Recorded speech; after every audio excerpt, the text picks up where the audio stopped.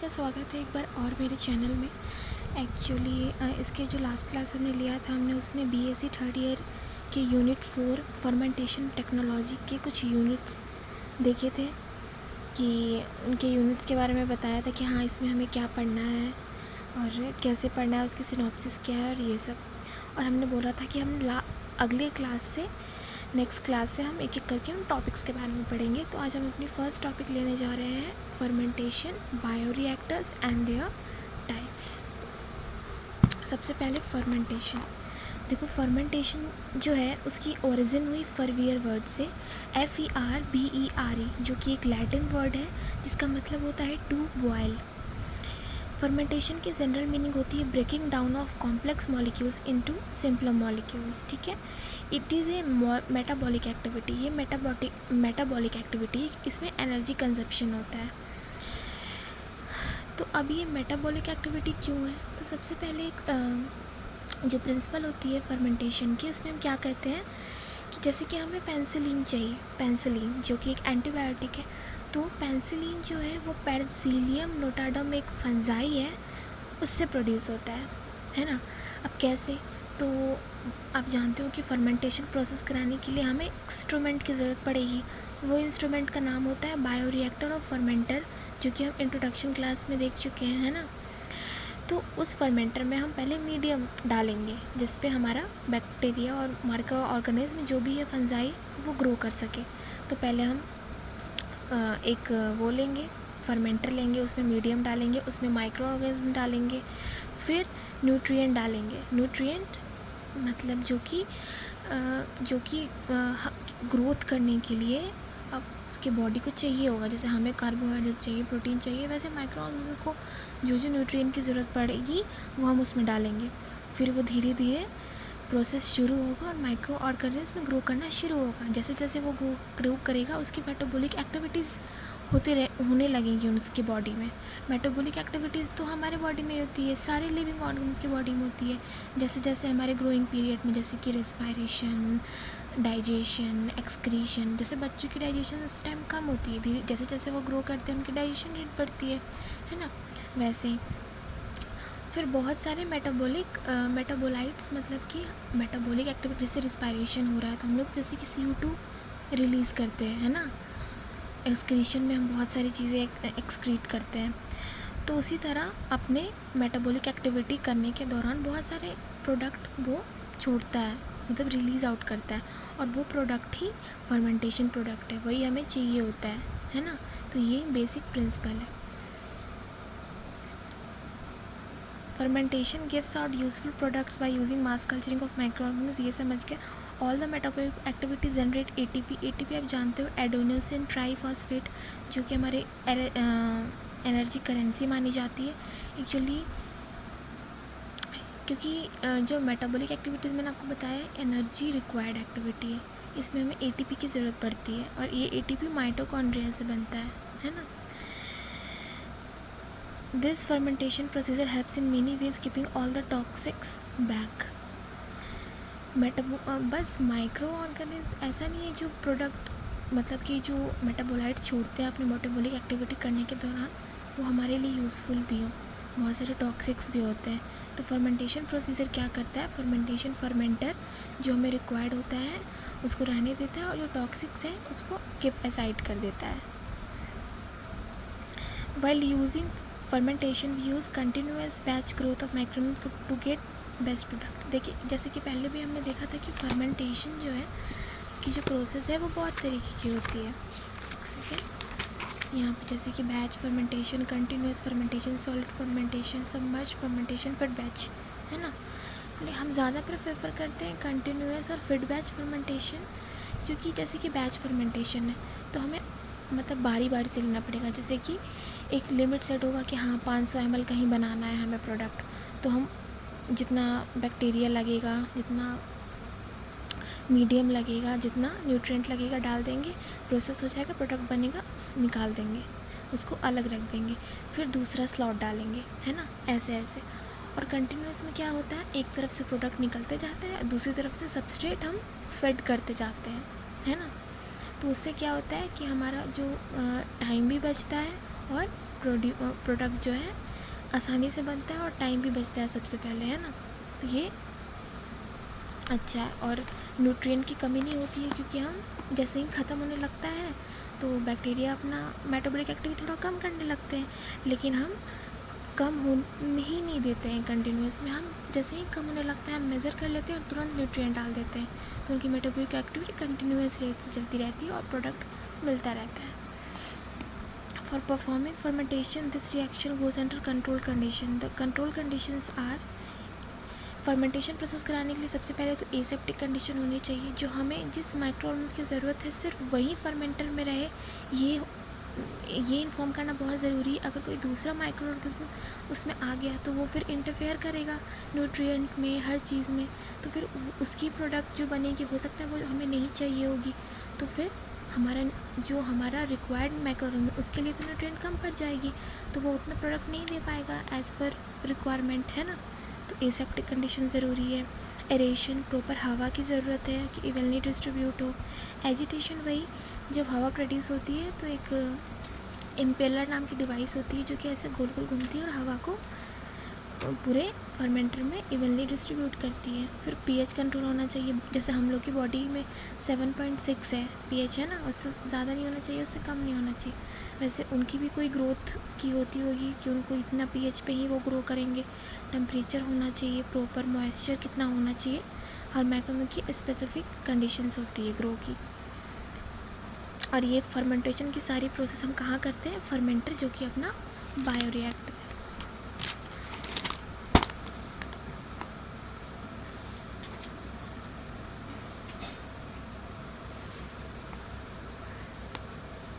Hmm, 1815 में ethanol production किया था पहली बार फर्मेंटेशन के थ्रू गे लुज़ैक ने। ये चीज़ एक इम्पॉर्टेंट है, आप याद कर सकते हो। एक पास्चर इफ़ेक्ट जो है वो किया था लुइस पास्चर ने, जिसके थ्रू उन्होंने demonstrated fermentation of sugar by microbes. उन्होंने शुगर को फर्मेंट किया था माइक्रोब्स की मदद से। एक्चुअली पास्चर इफ़ेक्ट क्या होता है, तो normally O2 suppresses fermentation process, और इसी चीज़ को हम पास्चर इफ़ेक्ट बोलते हैं। अब जो इथेनॉल में हमने बैक्टीरिया यूज़ किया था इथेनॉल प्रोडक्शन में, तो सैक्रोमाइसिस सर्विसी यूज़ किया था, जिसका जो एक फंजाई है एनारोबिक, इसको हवा की ज़रूरत नहीं पड़ती है, ठीक है। अब अपना आता है बायोरिएक्टर। बायोरिएक्टर क्या होता है ये तो आप जान गए, वो इंस्ट्रूमेंट जिसमें हम फर्मेंटेशन की प्रोसेस कराते हैं और उसमें वो सारे रिक्वायर्ड कंडीशंस रहते हैं, जैसे कि रिक्वायर्ड पीएच, रिक्वायर्ड टेम्परेचर, जो कि माइक्रो ऑर्गेनिज्म के ग्रो के लिए सफिशिएंट है। अब इसके टाइप्स देखेंगे अपन, जिसके टाइप्स हैं 239।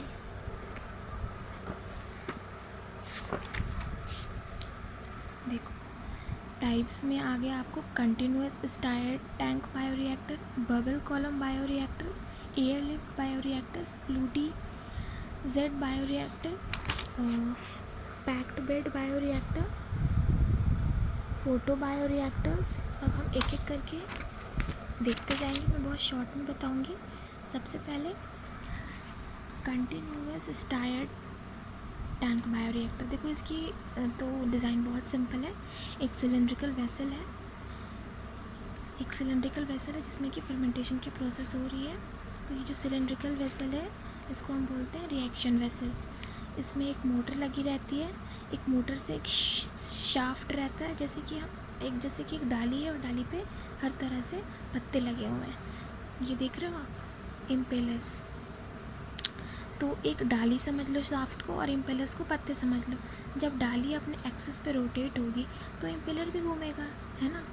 तो इम्पेलर जब घूमेगा तो हम यहाँ से हवा देते हैं। एस्पार्गर नाम का एक डिवाइस होता है जो कि हवा अंदर भेजता है, प्रोड्यूस करता है, इनपुट करता है।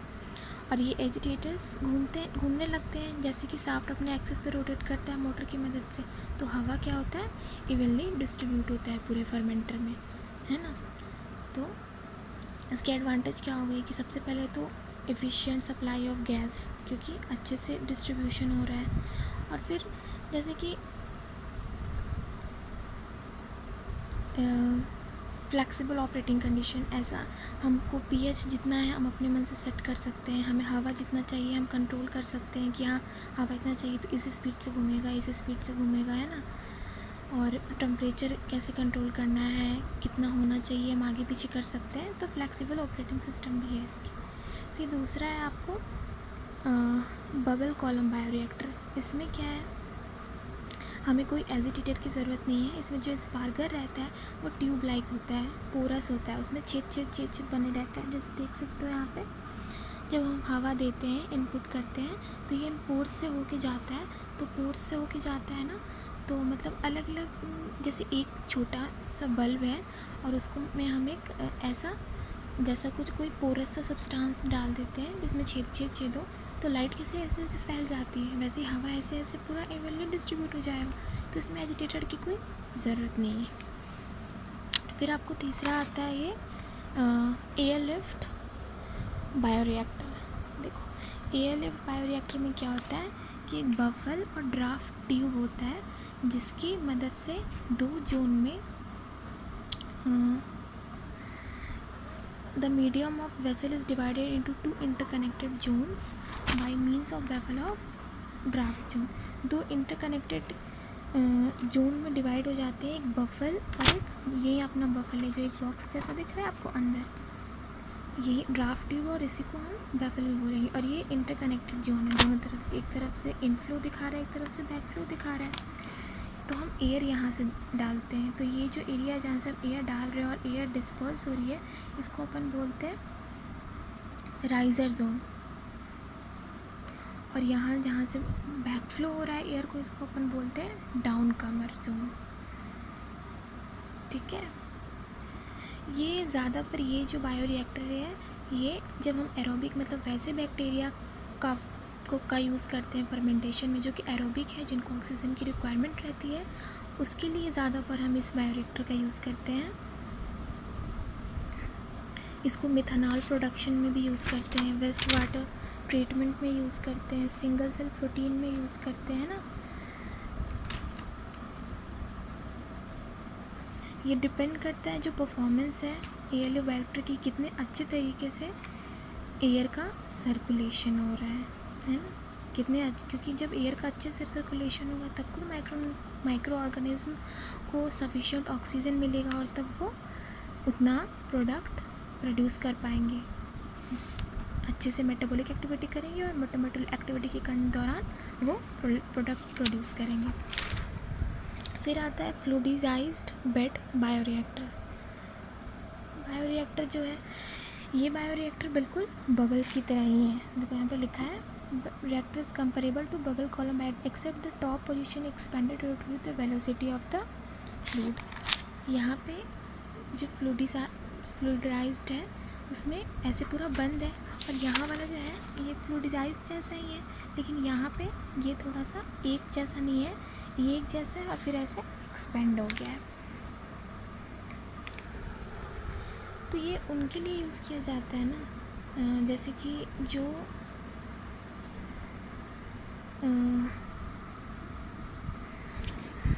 these bioreactors are suitable for use to carry out reaction involving fluid suspension biocatalysts such as immobilized enzymes।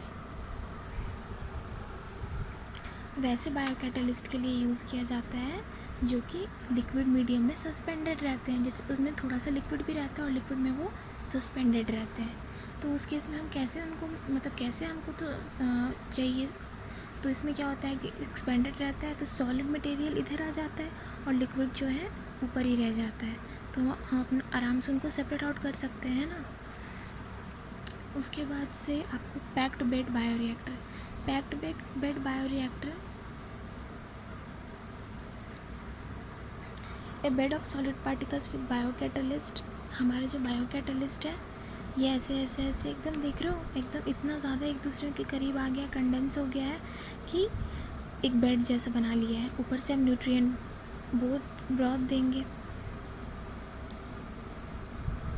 ये अपना बायो कैटलिस्ट क्या है, ये अपना एंजाइम, अपना माइक्रो ऑर्गेनिज्म ही है, ये अपना माइक्रो ऑर्गेनिज्म ही है, एक मीडियम है, मीडियम में अपना माइक्रो ऑर्गेनिज्म है, और फिर हम ऊपर से न्यूट्रिएंट देंगे, ये न्यूट्रिएंट आएगा, माइक्रो ऑर्गेनिज्म उसको कंज्यूम करेंगे, अपनी मेटाबॉलिक एक्टिविटी शुरू करेंगे और प्रोडक्ट देंगे, और ये प्रोडक्ट को फिर हम निकाल लेंगे। ठीक, the concentration of nutrients can be increase by increasing the flow rate of nutrient growth. Product उतनी जितना ज़्यादा हम न्यूट्रिएंट ग्रोथ की रेट बढ़ाएंगे, जल्दी जल्दी देंगे, उतना अच्छे से जल्दी जल्दी कंज्यूम करेंगे, उतनी जल्दी जल्दी प्रोडक्ट देंगे, है ना।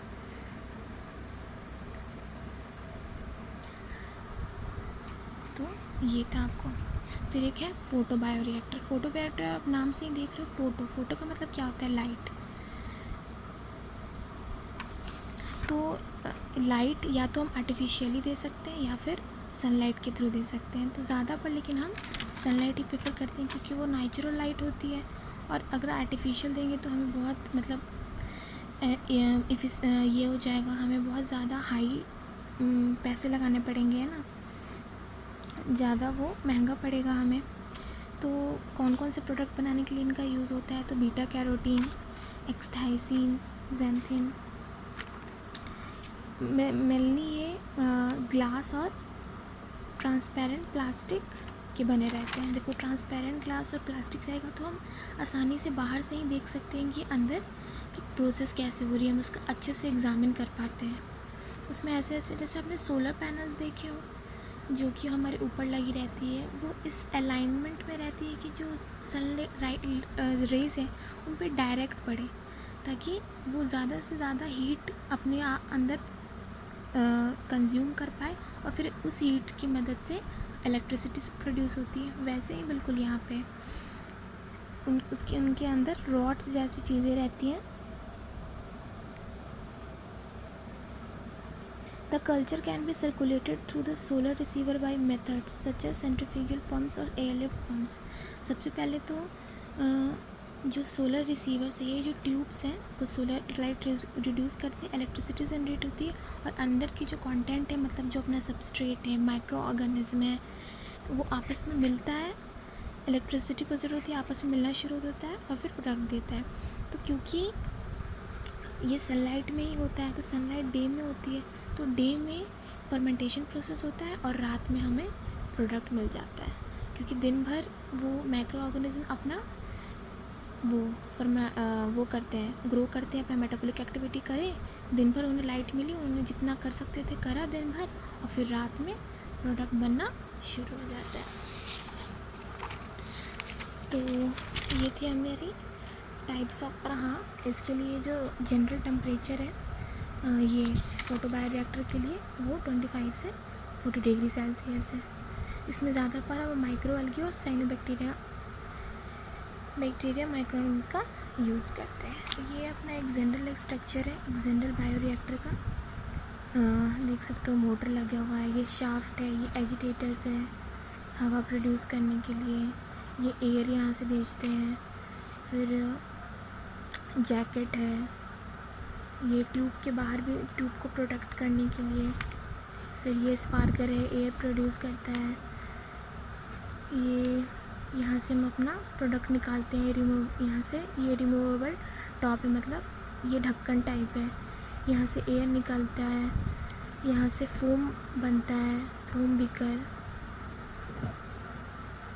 फिर यहाँ पे साइड ग्लास, मतलब यहाँ से हटा के हम अंदर के प्रोसेस को देख सकते हैं कि यहाँ कैसे हो रहा है कैसे नहीं। यहाँ से हम मीडियम फीड करते हैं, यहाँ से हम एयर देते हैं। हाँ, ये सब है। अभी हम स्पेसिफिक डिज़ाइन पढ़ेंगे, जो हमारा नेक्स्ट टॉपिक है, ये वाला basic design of fermenter and factor affecting fermenter design.